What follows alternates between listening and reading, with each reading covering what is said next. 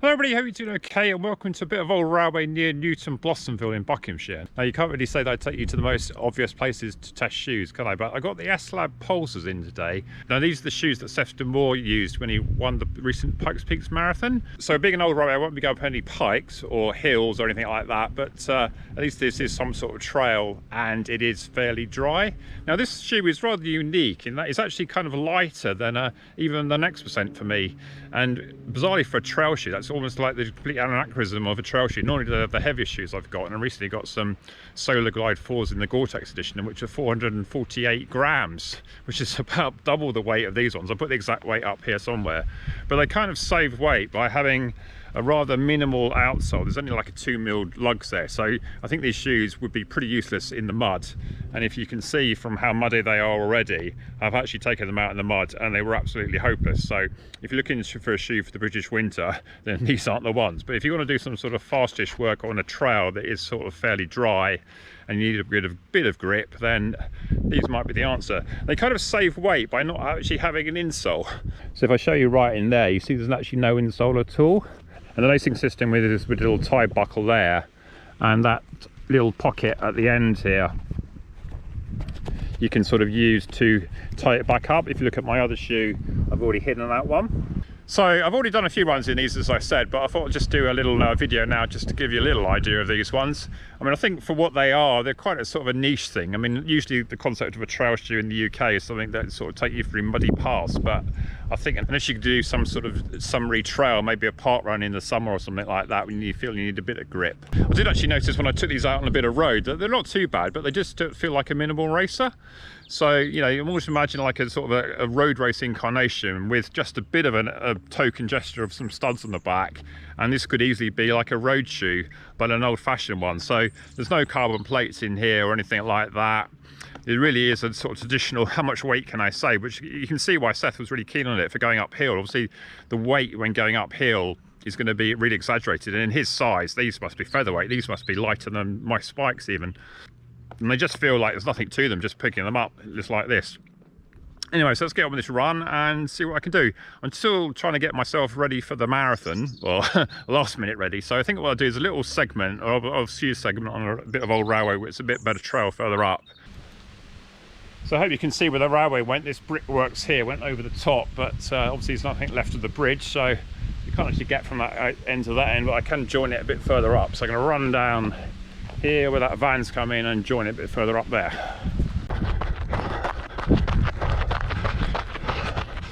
So the surface has improved a bit. They do feel very low to the ground, these shoes. Sort of minimal cushioning. A bit more than say the Streak LT4, but not a huge deal more. So we come along a bit further on the old railway to find a very grassy, overgrown section. Don't think I'll be setting too many course records through this one. It seemed a lot better in the winter actually, but maybe one of those ones that I just need to wait for it to come down again. The section I just come from was not too bad. Yeah, those shoes were okay, but so minimalist. So I think if you're uphill section, you're on your toes for a lot of the time, and you just want the ultralight stuff with minimal cushioning. There's something to look at, but I mean, as I mentioned earlier, they're not waterproof at all. As soon as I went through one puddle, my feet got completely wet, and any sort of muddy section, the 2mm lugs was absolutely useless. You may as well have been wearing road shoes or even barefoot for the difference it made. In fact, if anything, it was worse because they weren't waterproof. I was even less inclined to just travel through the middle of it. So yeah, very special shoe. I think the problem is when you see trail shoes advertised, they're often like trail shoes for like more like US type trails, where they do a lot of like mountain stuff, and it's all very dry in the summer, and you know that only the brave would go out there in the winter anyway. But trails in the UK are basically mud fests most of the year, unless it's been dry for a while like here. So yeah, if you've got a specific purpose for these in mind, then they're good. But I mean, 160, 170 pounds, I couldn't even get any discount on these. And then it's a struggle. On the plus side for me, they do the UK 13, and that is often quite elusive to me in other shoes, and they fit really well actually. And for somebody with a narrow foot, this sort of drawstring thing, they fit, I suppose they fit, in the general scheme of things, they fit reasonably narrow. For me, I've had to pull in them in a fair bit, but once I've got that sort of knot system tied up in the buckle there, I'm not really slipping around. but it's certainly not a shoe. I don't think I would want to go for like an easy trail marathon. Whether I would ever do such a thing remains to be seen. But yeah, so an interesting shoe, but very niche, very expensive, and perhaps only for the elites like Seth, who wants a minimal shoe to get up a mountain as quickly as possible and don't completely wreck your knees on the way down. It does sort of work on the road, and if anything, it might be a sort of decent shoe for track reps. You certainly will have a bit of grip around the bends, and it'll certainly feel very light, and they do feel comfortable. It's quite a sort of, at the back, it's sort of quite a higher Achilles tab, but once you've got the flap nailed down all right, it's fine. And yeah, so I'm almost at this bridge now. In fact, now I can feeling a bit getting a bit muddy.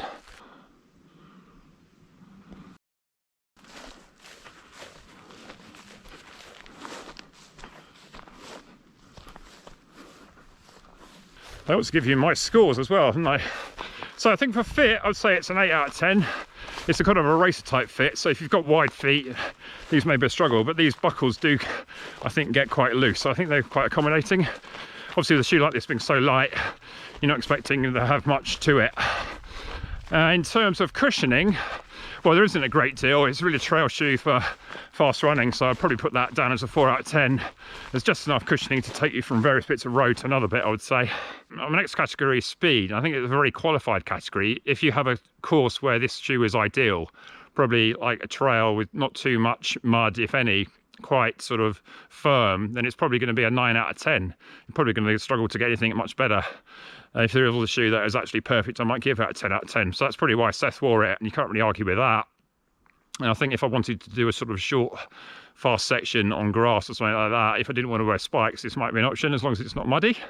And an overall score, well, it is quite expensive and very niche, and if you sort of thing that if you want this shoe, it might be an 8 out of 10. If you don't want this shoe, it might be a sort of a 2 out of 10, because when would you ever wear it? So I think an overall score, I think in terms of what it is, overall I'd say a 7 out of 10, because you know, it does tick quite a lot of boxes for very specialist things.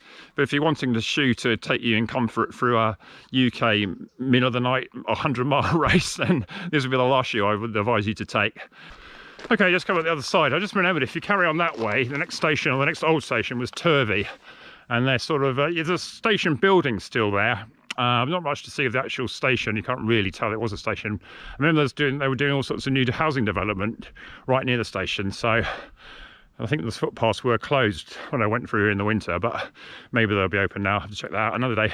So anyway, I hope you found this little look at the S-Lab Pulsar interesting, and any questions, fire them down below. And it's a shoe that's, as I said, very niche, and I do so many different types of run, from sort of slow road runs to faster marathons to track races to intervals on grass to tempos on old railways. So they all fill a purpose, these shoes, and certainly you feel you need more than one shoe. Although this may be not a shoe that will come out too often, but certainly one's a useful one to have as and when you think you might need it. Okay then, hope you found this interesting. See you next one then. Bye.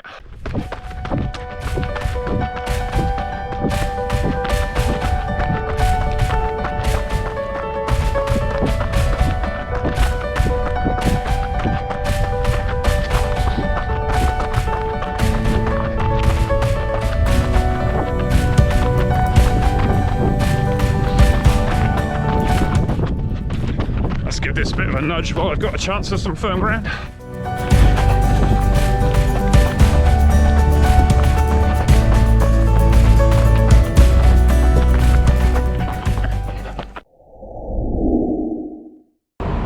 So at the site of Winslow railway station, which will be a new one on the east-west rail line. There used to be a station in Winslow, but it's a bit further down, and this one will be a new site about I think about a quarter mile between the two.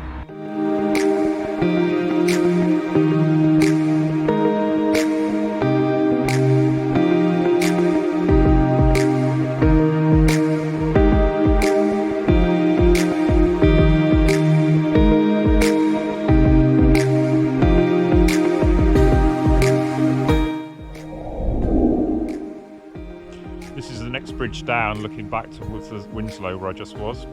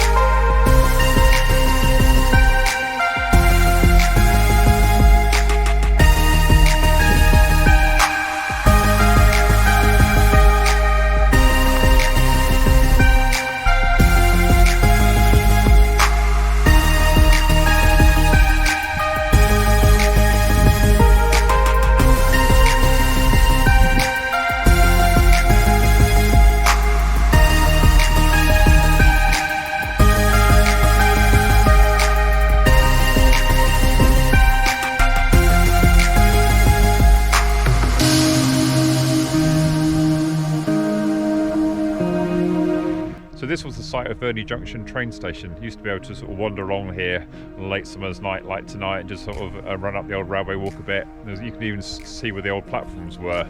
They've now been sort of taken away. They were kind of on that furrow there. But you see a huge amount of activity. I think there's a bridge that's going to be going across there a bit further up. So when we'll see all the trains come, this bit here will probably be closed and the crossing would have to be up there, I think. It's a general idea. And if we turn around, this is the way back to Winslow, where there will actually be a station.